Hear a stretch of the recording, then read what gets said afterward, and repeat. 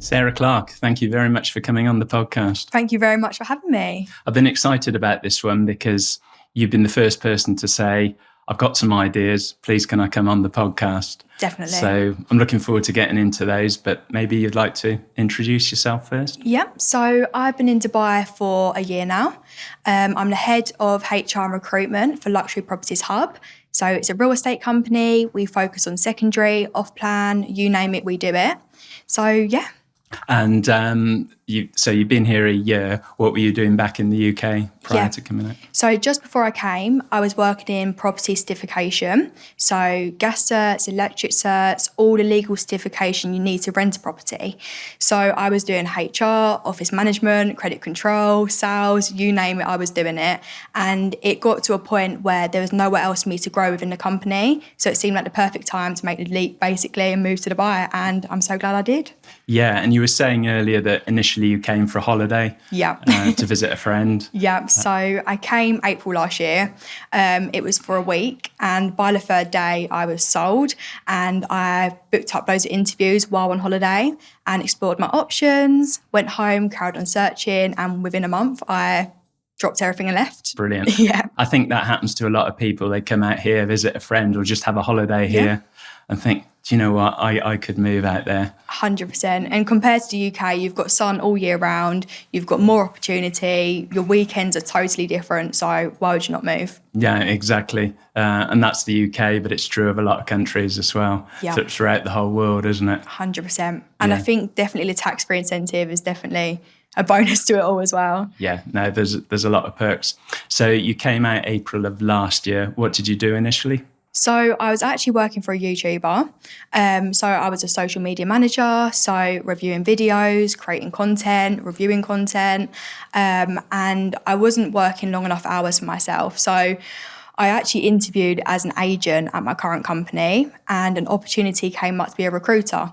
And I'd previously done recruitment, so it seemed like the right time to basically drop everything and go into that. So I'm very glad I did.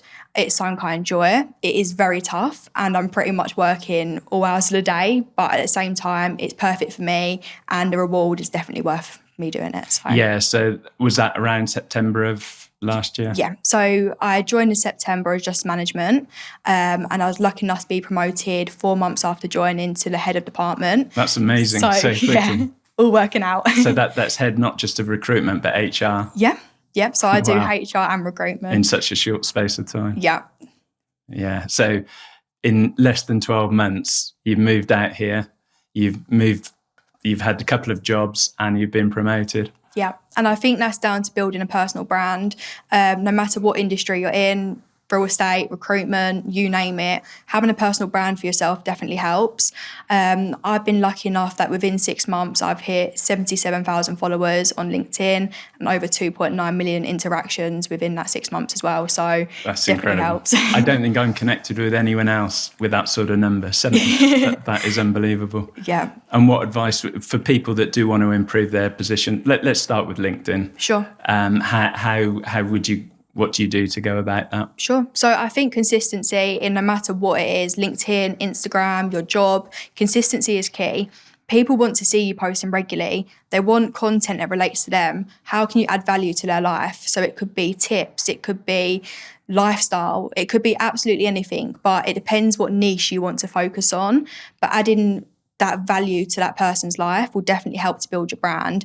And once it starts rolling, you'll find that more people are interacting because other people are interacting, if that makes sense. So definitely consistently posting, being regular. So yeah. And how did you learn? Because you did some digital marketing work back in the UK. Yeah. How did you learn it initially? So I think for me, I've always been kind of drawn into social media. It controls our life. Let's be real. You finish work, you're on social media. Your lunch break, social media. Everyone's life evolves around social media. So I've always been drawn to it. During COVID, I was doing promotional work and it kind of just grew from there. And I think once you start seeing a reward, it pushes you to do more. So for me, being new to Dubai, I knew no one. So recruiting was hard, making friends was hard.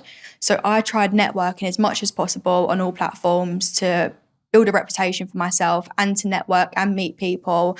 And it's opened so many opportunities for me. So is LinkedIn the number one for you as a recruiter? Yeah, 100%. I feel like everyone's using it. You're looking to move, LinkedIn it is. And what I like about LinkedIn compared to other platforms is you can see the person's personality, their achievements, whereas Indeed, for example, you see the job ad and that's it.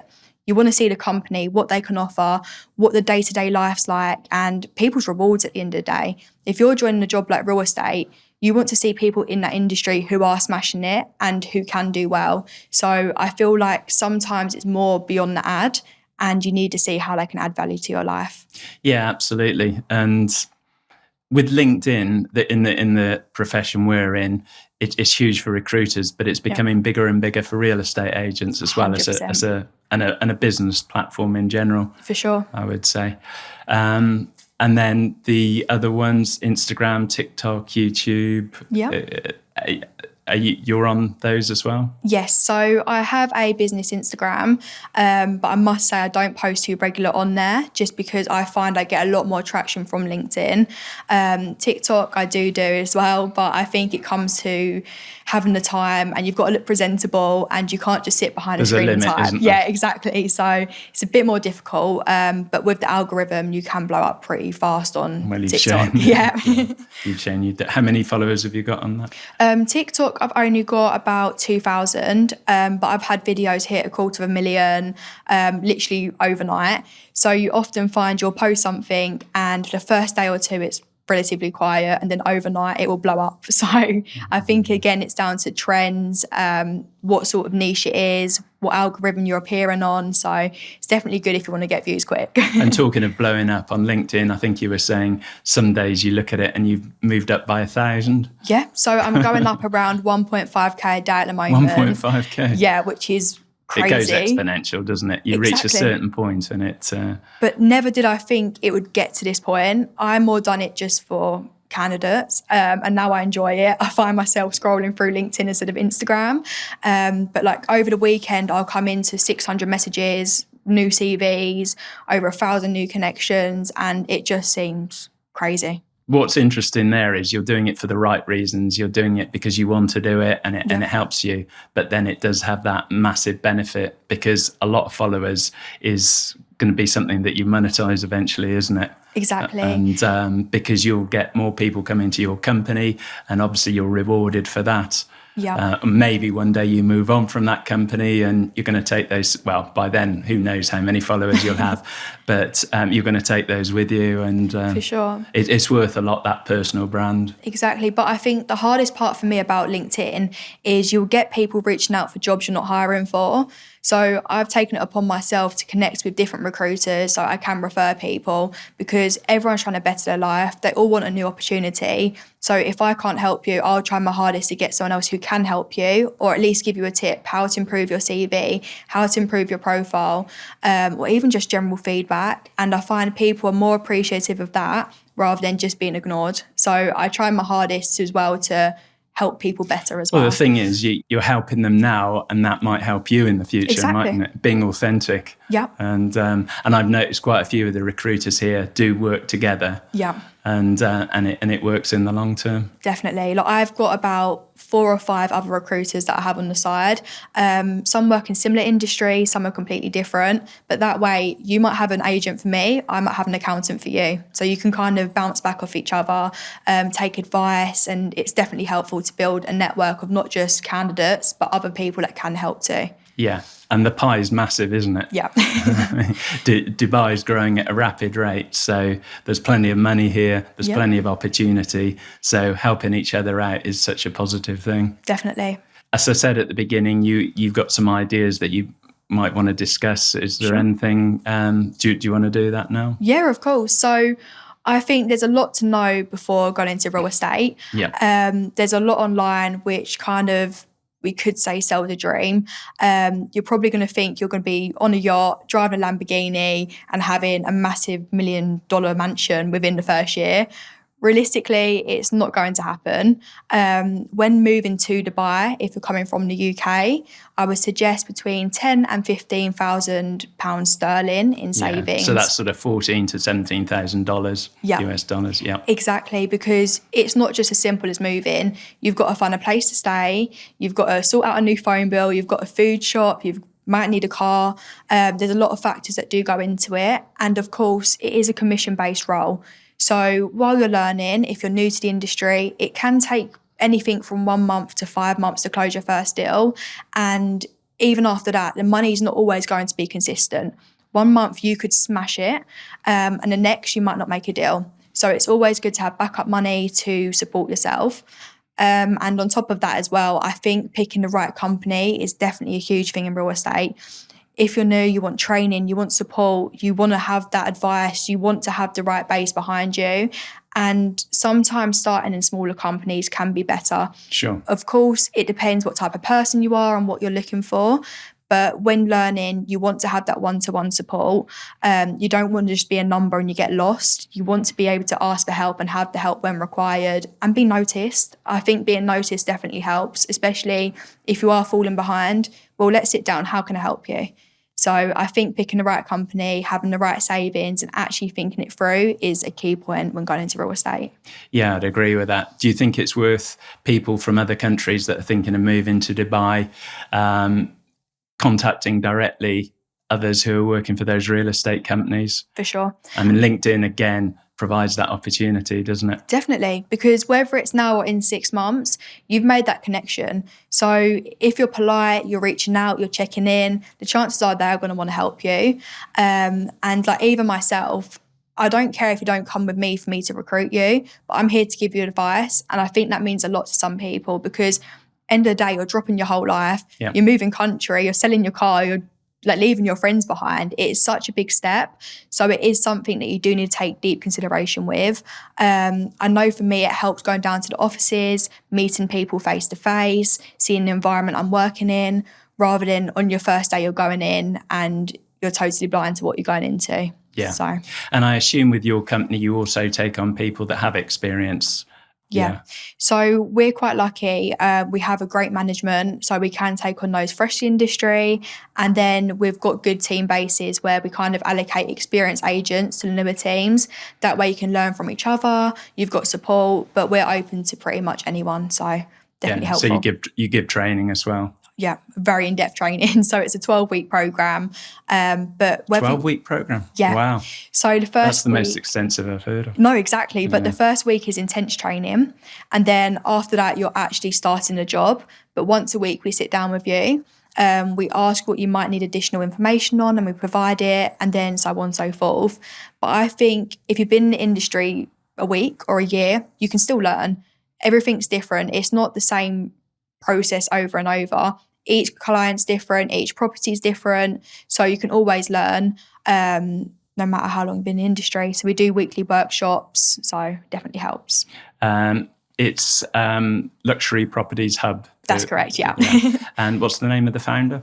So he's called Sharif Nabil. Mm-hmm. He's worked for many of the massive companies out here. So he's been here for about 16 years, I believe, and opened our company a year ago. So he's kind of taken what he's learned elsewhere to make our environment as positive as possible and to make people succeed, So definitely a bonus. Yeah. That's great. And then you also had some ideas as to advise when people do come, their sort of the way they go about things and their attitudes. 100%. Yeah. Do you want to talk about that? Sure. So I think you can't walk in and expecting everything to come to you. I think with real estate, it is 24/7. You will get clients calling you at 10 p.m, wanting properties on a weekend. So it's important not to get sucked into the lifestyle. The Dubai lifestyle. Yeah, exactly. I've seen people come here and they've lasted 6 months because they're going out every evening. They're going here, they're driving this, they're doing that, and you'll spend all your money. You have to be wise. You can't get sucked into the lifestyle. Yes, it's exciting and we want to do everything, but it's all about balance, especially when you're new to the industry. What you put in is what you're going to get out. Yep. So the more you try in the beginning, it will pay off later on. So I think take things slow, don't get ahead of yourself, and just put your all in. If you're thick-skinned, which you have to be in real estate, is definitely a bonus, because you will call 100 people a day, and out of that 100 calls, you might get 5 to 10 listings, and you'll get a lot of no's, which can be disheartening. There'll be a lot of rejection, won't there? Exactly. Yeah. But it's just the reality of real estate. So you have to be prepared for that. And the more you try, the better reward you will get. So yeah, no, that's good advice. And then talking about Dubai in general, we've sort of said be careful when you come out here, don't overdo the lifestyle thing. But what do you like about Dubai? I think for me, compared to the UK, it's totally different. Yeah. I mean, first of all, you've got sun all year round. I'm not waking up and going to work in the rain. So just the weather for me is definitely a bonus. It makes you feel happier, more positive. And on the weekend, I'm going to the beach. I'm going to a beach club. I'm relaxing in the sun. Whereas in the UK, what would I be doing? I'd be going shopping or going for a car ride. Like, there's not much to do. And as well, the opportunities. You can do anything in Dubai. If you put your mind to it, you can do absolutely anything. So I think for me, it's more of a positive environment for me. I feel like the UK, I had a lot of toxic vibes there. So it's definitely a lot nicer to be in a new environment, new people, new opportunities. And for me, growing up, I was never away from home. I wouldn't go on school trips. Really? I wouldn't stay away on the weekend. So I think it's a test for myself to say, well, I can do it. And it's all working out. So plenty of plans ahead here. That's brilliant. Yeah. And then we haven't sort of touched it. Obviously, it's a tax-free lifestyle. Oh, yeah. So it's definitely a big bonus. That makes a big bonus. And as you say, there is so much to do. And I think it's good for people of your age to sort of try another country anyway, isn't it? For sure, definitely. And one of the reasons why Dubai is so popular, we talk about the UK, but there are plenty of worse places than the UK. Yeah. There are problems all over the world. So it's just a fantastic place for people to move to. So much opportunity, which is going to continue for years and years. We were discussing earlier, weren't we? That this is going to last for years and years as far as even like the safety aspect. You can go out any time of the evening. You can leave your front door unlocked if you wanted to. And you can have nice things here because it's not a threat of crime like it is in the UK. Of course, it all depends. Things happen. But I feel like here it's just so much safer. And it's definitely a more positive environment. Yeah, I mean, it's virtually zero crime, isn't it? Yeah, I've not heard of anything since moving here, and I'm grateful for that. So I think as well, to have kids, it's a great place to bring kids up. They can play in the street. You haven't got to worry about where they are and what they're doing. So it's definitely a lot better. Yeah. And then the future for you, how many years do you see yourself out here? Well, I said a year. It's been a year and I'm still not ready to go home. If anything, I think I'm only now just settling in. The first 6 months of the year is the hardest. So I've now just settled. Next year, I'd like to be a homeowner. But who knows? I think there's so much to do here and so much change and opportunity. Who knows where I'll be in 5 years' time? However, I do think I'm set on Dubai and I can't see myself going back home to the UK. So yeah, I can see how positive you are. And it's great that you've got that aspiration, because most people, Gen Z at the moment, particularly in London, the idea of buying your own place in a year is unheard of. Yeah, it is. And yet here you can. Yeah. Although prices are going up, but then there's always new places that are springing up that are better value. For sure. And that is realistic for you. And that's the thing, like, even if you were to buy further out in Dubai, everything's 20 minutes away. So it's not like the UK where everything's a long drive, or just to get across London's 2.5 hours. Everything's so close. So I think for me, you get more for your money in Dubai. In London, you wouldn't get anything close to what you'd get here, for example. And everywhere is a new build here. You've got pools, you've got gyms, you've got all the facilities you need for a cheaper price. So why wouldn't you? No, and exactly. And you've got the prospect of capital appreciation for years and years to come. Sure. Whereas the UK, it's not doing too badly at the moment, but I bet in 12 months it'll be flat. Yeah. Which we can pretty much guarantee. It's not a guarantee, but it's highly likely Dubai is going to appreciate 10, 15% over the next 12 months. And so easy to rent out property here, isn't it? Exactly. For families, for people coming on holiday, you've got an Airbnb system. So there's always a demand. And as we said earlier, it's a new holiday destination. People are ditching Marbella and America and all these other places. And Dubai, you've got the city, you've got the beach, you've got everything you want in one holiday. So I think for like renting out and holiday systems, it's definitely good to be a property owner. And it's set up for people to do well as a property owner, as a landlord. Whereas the UK, you talked about earlier, working for a company that specialises in certificates for landlords, which is fine, but they're just going way over the top with regulation in the UK. It's crazy. You need a certificate for everything. They're pretty much trying to put off landlords, and many are just exiting the market. And Dubai is a great place, a great alternative, isn't it? Exactly. To sell your property in the UK, take that money, convert it into dirhams and buy here. Exactly. Where you're going to get tax-free capital appreciation and tax-free income. Exactly. It's a no-brainer. Even my dad, for example, so he has a 9-to-5 job. He also owns quite a few properties in the UK. Does he? And it's got to a point now he's slowly selling them off because the tax you're paying, when you're taking home a salary and rent from properties, you're paying more in tax and not making as much. So it just seems not liable anymore to kind of rent properties anymore. So he's slowly selling up. I know quite a few people who do rent out as well. They're doing the same. But again, it's down to the tax. It's down to this bill, that bill, all these different fees. But even the certification side of it, you're paying at least £500 if no remedial works are required just in legal certificates. So it's just not... It's not feasible. Whereabouts is his properties in London? London, Portsmouth, you name it. He's got them spread all over. Yeah, definitely. But he normally goes to an auction, he'll buy them, and he's a tradesman, so he'll do it up from start to finish. So win-win basically. So yeah. Yeah. So when he does sell them on, normally he's going to sell at a profit, isn't he? For sure. Because he'll have added value to... Yeah, but then even when it comes to selling, you're paying stamp duty, land tax, you're paying more fees, you end up losing a lot of profit in the fees that you're paying, so... Yeah. And they even charge capital gains tax now for foreigners who are not UK based. Yeah. Having to pay it on UK property. Exactly. I mean, it's crazy there. Just sort of looking to wrap up, but there are any other topics you want to discuss? I think that's pretty much it. I think I've touched on everything, But no, it's been a pleasure being here, so thank you for having me. As I say, you were the first guest to actually ask to come in. Yeah. So I've really enjoyed that. That's great. No, it's been exciting. Thank you. Thank you very much.